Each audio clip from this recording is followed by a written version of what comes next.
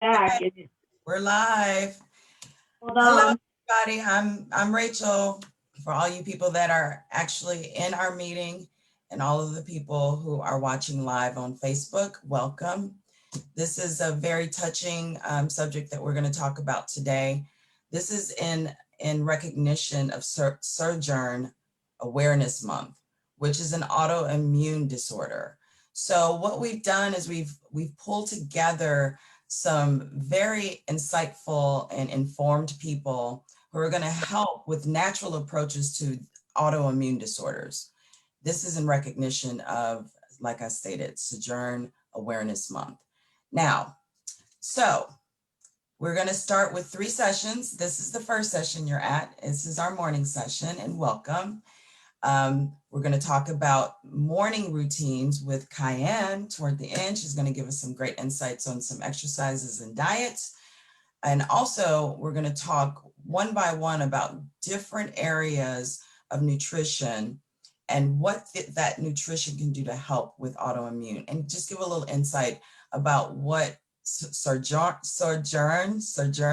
I think it's European name. Sjogren, there you go. I'm trying to pronounce it like it's spelled and that doesn't work. Okay, so we're gonna start now. I'm gonna introduce you to Mary Janitas, who's out of Santa Fe, New Mexico. She is a medical intuit, and she has a lot of great insight that she's gonna share with us on one, what Sjogren's is, and also more about autoimmune disorders. Everybody knows someone, at least one person who struggles with that. So I'd like to bring on Mary, and Mary's going to talk a little bit about what this disorder is. Hey, Mary. Hey, honey, it's so good to be with you. Thank you. I'm going to ask someone, I don't care who it is, to time 5 minutes and let me know when I'm 5 minutes in, because at that point, I want to change into natural approaches. I'm going to spend the first 5 minutes talking about autoimmunity. And I could go on for 2 hours, so you got to stop me after 5, okay? So yes, Sjogren's Awareness Month was how we got onto the idea of talking about natural approaches to autoimmunity. And in the beginning, Liliana Addington from our group happened to notice that this April is Sjogren's Awareness Month. And I think the purpose of that is to bring people into understanding that it isn't, an illness that people suffer with. And it is actually something that probably more people have than realize they have it. But the kind of awareness, and we'll talk a little bit about that for a moment, but the kind of awareness I'm hoping to bring today through everything that we offer is an awareness that not just that people have those symptoms, but that as an autoimmune disorder, there are things we can do. And there are natural approaches that some people have used to get rid of their autoimmune disorders completely. So that's our point of view. I am not a medical practitioner. I'm not licensed in any way. I'm a medical intuitive and spiritual counselor for 44 years. And I've been studying energy medicine since I was in my early 20s. I'm now 66. So I've learned a lot, and I have a lot of good referrals. So everything we offer, please write it down. These are really good things you can use. So first of all, 50 million Americans suffer, and I use the word suffer really specifically, with autoimmune diseases. There's a big array. There's over 145 different kinds of autoimmune diseases that have been identified. Some of them you're probably familiar with, like rheumatoid arthritis, maybe Sjogren's. Asthma is one of them, eczema, Graves' disease, Hashimoto's thyroiditis syndrome, on and on and on. But they do have things in common, even though their symptoms may be very different. And when people say, well, what does that mean, autoimmune? So let's start at the very beginning. What autoimmune means is that your body has become activated or triggered in such a way that it has begun to attack itself or you. And this means that your autoimmune system has lost the ability to differentiate between the foreign invaders that it's meant to be getting rid of and your actual tissue, your good tissue. And so autoimmune disease develops when your immune system, which defends against disease, decides, like I said, that the healthy cells are foreign and starts to attack them. And that is because it's been triggered by toxicity, possibly genetics. Stress is a huge trigger that activates autoimmune disorder. And then also how we carry our past with us, and how we carry our point of view, our mindset, and our attitude toward ourselves. Those all come into autoimmune. What I'd like to share with you today are some ideas about how we get to that point. One of the things that we need to remember is that we have so many opportunities at this time on Earth to heal ourselves. And if we just listen to one point of view, which is the allopathic Western medical point of view, that is often very limited in scope. So let's open our minds to understand that the body is always just trying to do the best it can based on what we are giving it. So what are the 4 major influences for chronic inflammation? I'm going to talk about inflammation in a moment. That's one thing we're going to talk about. Let's talk about Sjogren's first. So Sjogren's disease, there are 2 levels. The first level or type is the type where people's mucous membranes get very, very dry. So your eyes, your mouth, for women, their vaginal area, anywhere that you've got mucous membranes that need to stay moist, those tend to dry out and become quite painful. The second level or layer of Sjogren's can become that, which is not easy to begin with, combined with either rheumatoid arthritis, where your joints are swollen and inflamed and painful, and or lupus, systemic lupus, which is got a whole other set of symptoms and is more connected to the organ functions. So Sjogren's can develop into a very severe life problem, a lifestyle problem. And I wanted to, I've got somewhere written down here, let me try to find it. I want to talk about what people experience, because I think it's... Or press 1 for more options. Oh, are we at, we're about at 5. Okay, so again, so much to say on this subject. I can hardly say enough, fast enough. The 4 major influences that create autoimmunity are the 4 major influences, negative influences that create chronic inflammation. Let's talk briefly about inflammation, because that's something you'll be hearing about more and more in this offering today. Inflammation, as acute inflammation, is how the body heals itself. The body heals itself in 2 ways, according to energy medicine. Through acute inflammation, where blood and energy are brought to an injured or distressed area so that healing can occur, or discharge, where the body gets rid of what it can't deal with. Those are the only 2 ways the body can heal itself. So acute inflammation, meaning fast, strong inflammation, is something we don't want to suppress. It's actually a good thing. However, if the invaders or the stressors are continual and don't go away, in other words, if we're constantly subjected to toxic influences, then the body, the response becomes hyper vigilant, hyper agitated. And so the body's immune response goes from being an acute response, which does its job and then calms down. if it becomes hyperactivated because of a continual sort of adding insult to injury, continual toxicity, the body's immune system just begins to always be trying to find what's wrong. And that's when that action of the immune system going against your own good tissue starts. It's that continual toxic load the body can't deal with in any other way. So chronic inflammation then becomes the contributor, or you could say the reason, the activator for a huge amount of the diseases that we know about that are degenerative. Degenerative means organ damage or tissue damage, cancer, heart disease, neurodegenerative disease, all of the major disease groups that really completely immobilize or kill people in our culture or in the world at this time are based on chronic inflammation.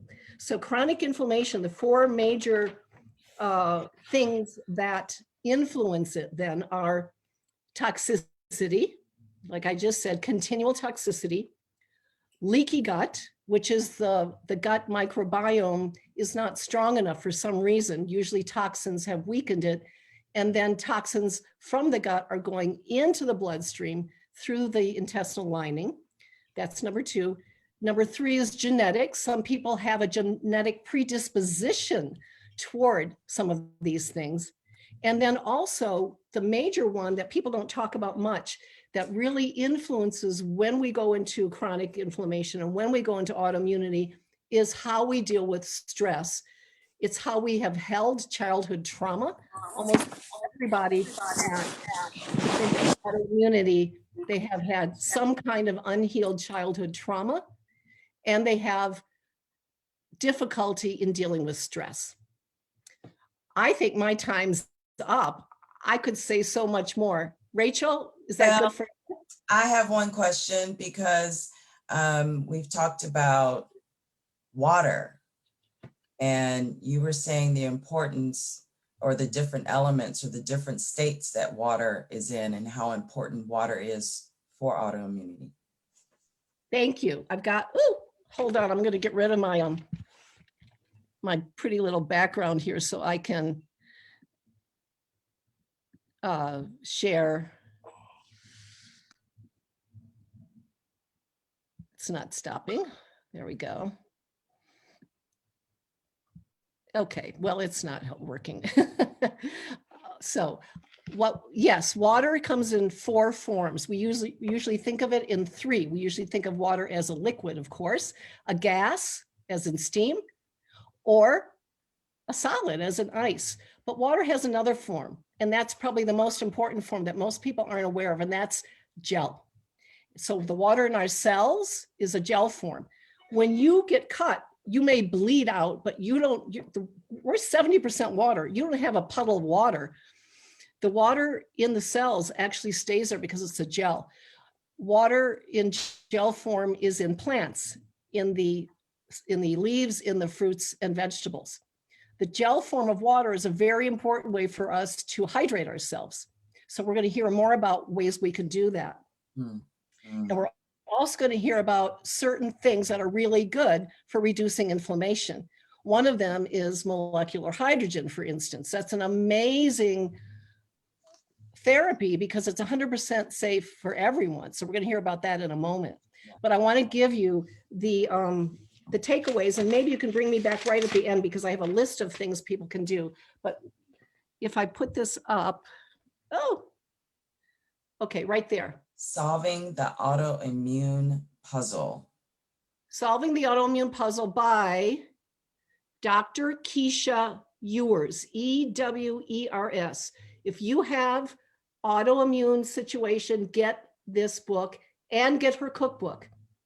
And you'll have a life-changing experience because she had rheumatoid arthritis, disabling, in her 30s, and she healed it in 6 months. So again, that's Solving the Autoimmunity Puzzle by Dr. Keesha, Keesha Ewers, Ewers. Okay. And then if you want to learn more about water in its fourth phase, get a hold of this new book called Quench. Quench. And there's a story in this book about how a woman and the author, I'm trying to get it up here. I can't get rid of my thing. The authors are Dana Cohen, Cohen, and Gina Bria, Bria, Quench. It's a brand new book out this year. And there's a great story in here about a woman who had Sjogren's syndrome. Mm. And she changed it with their system of using fruits and vegetables as well as structured water to hydrate. A lot of the stress we put on our body comes from dehydration. So if we learn more about water and how to, in a sense, make water work for us, then that's the first step, and that's maybe the easiest step. Okay. Wow, that's a lot of vast information. Thank you. I have a much better understanding of how the body actually is designed to help us stay healthy, but also what happens when it starts to break down. So thank you so much, Mary. Now, with that said, we were talking about hydration. So this is very important because we hear about water, but there's a particular kind of water I want to specifically target. And I've brought Lily. Actually, Lily's in Peru right now. Lily's here to talk a little bit more. And what we call it is hydrogen. We call it, I wrote it down, molecular hydrogen water, specifically molecular hydrogen water, therapeutic. And she's going to explain a little bit more about what that means. Hey, Lily.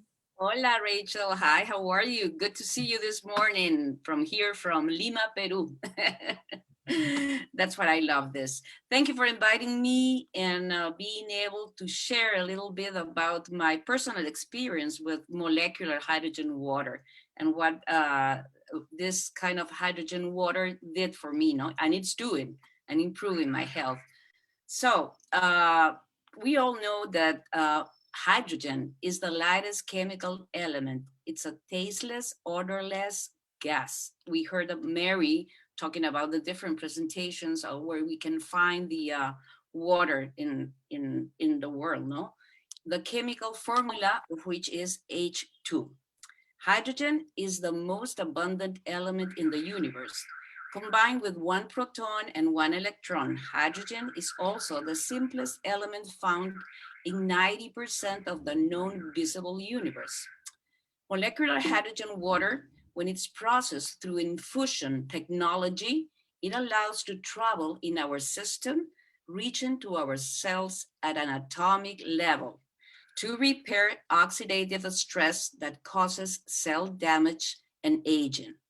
Hydrogen has been shown in several clinical trials to be completely safe without adverse events, and there are no warnings of its toxicity or adverse effects during long-term exposure.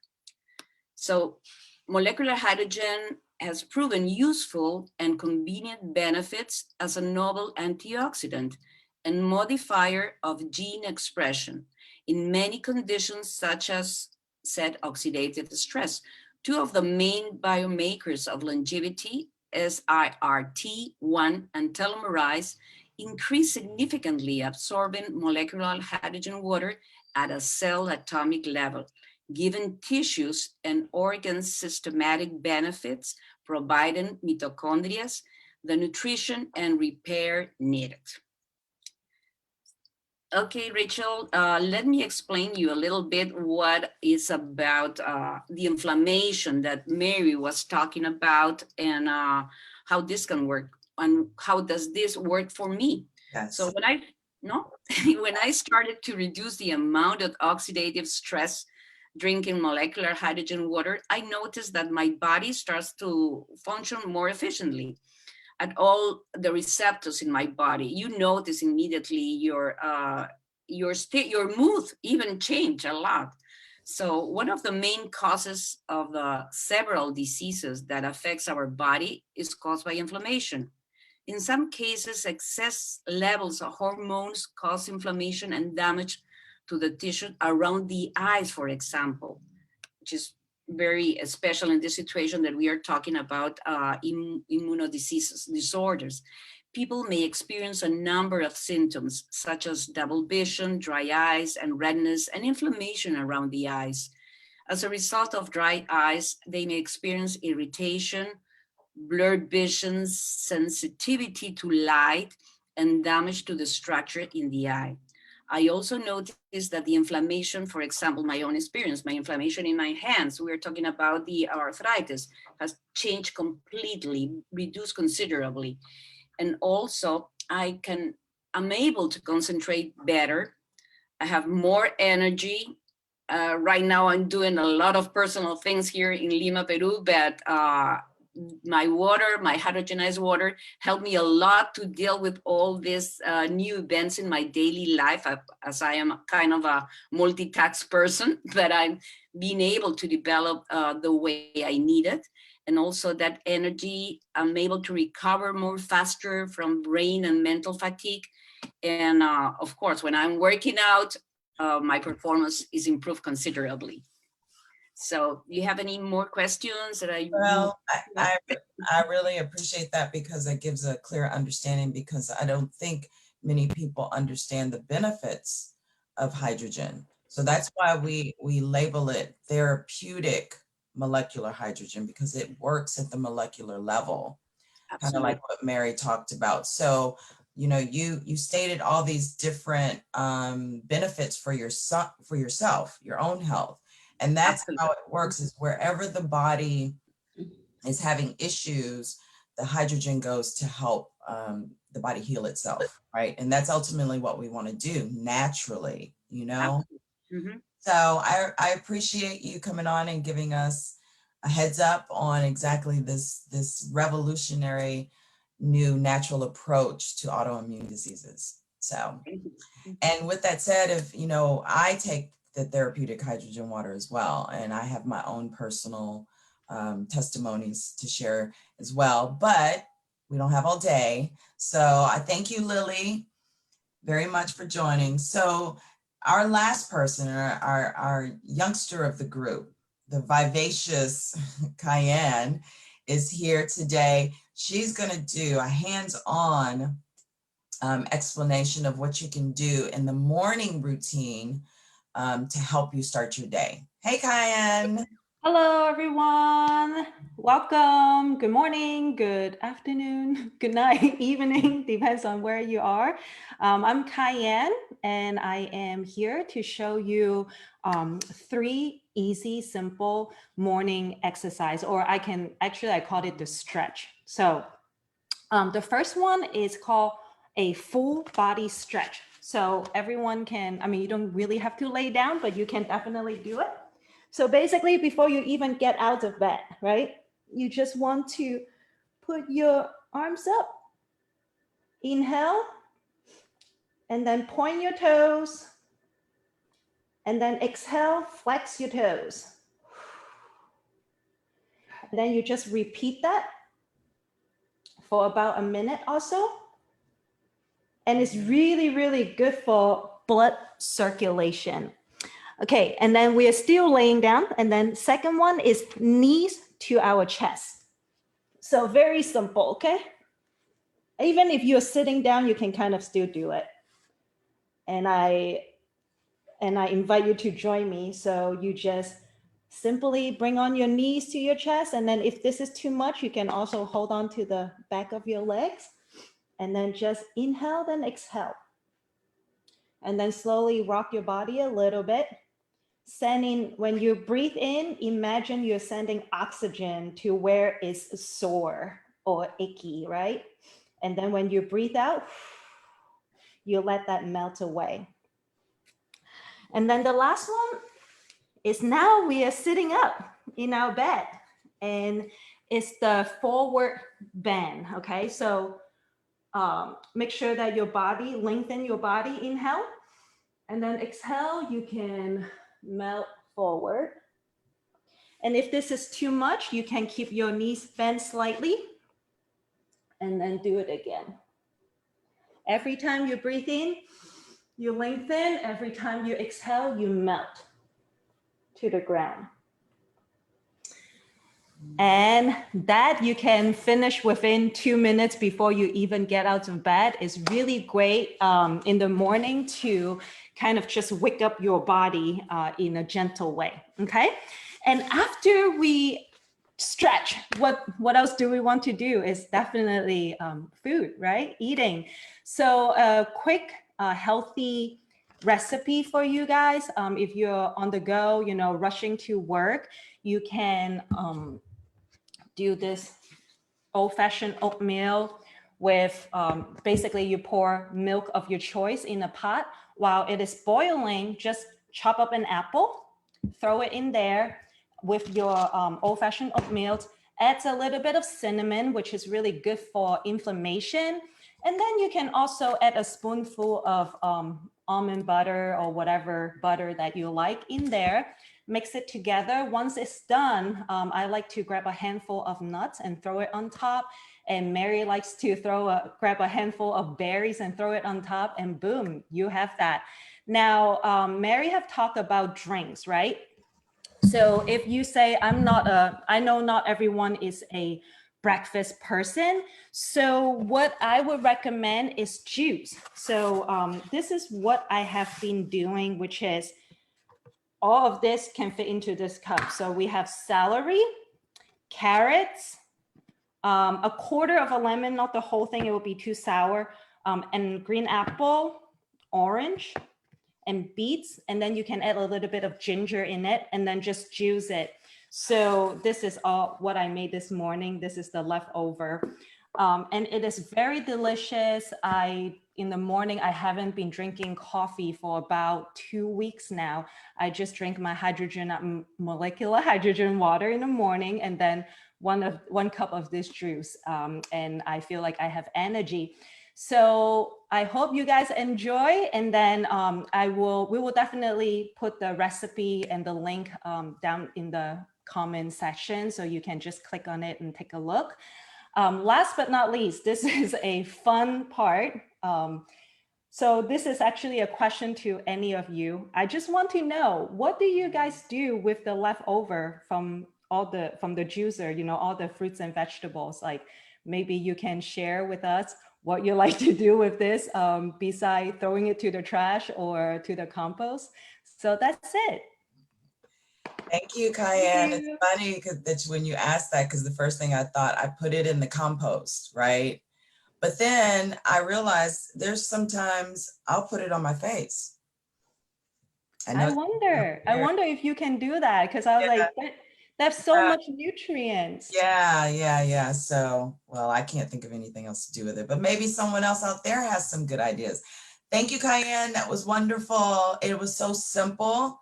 You wake up, you do some simple stretches to help wake your body up. Very simple. She said it doesn't take more than a couple minutes, and then a healthy meal to get your day started. You know, we want to be as healthy as we possibly can, and we'd like to do that naturally. You know, so simple things, take simple steps. If that's something that's difficult, just remember this is for your health.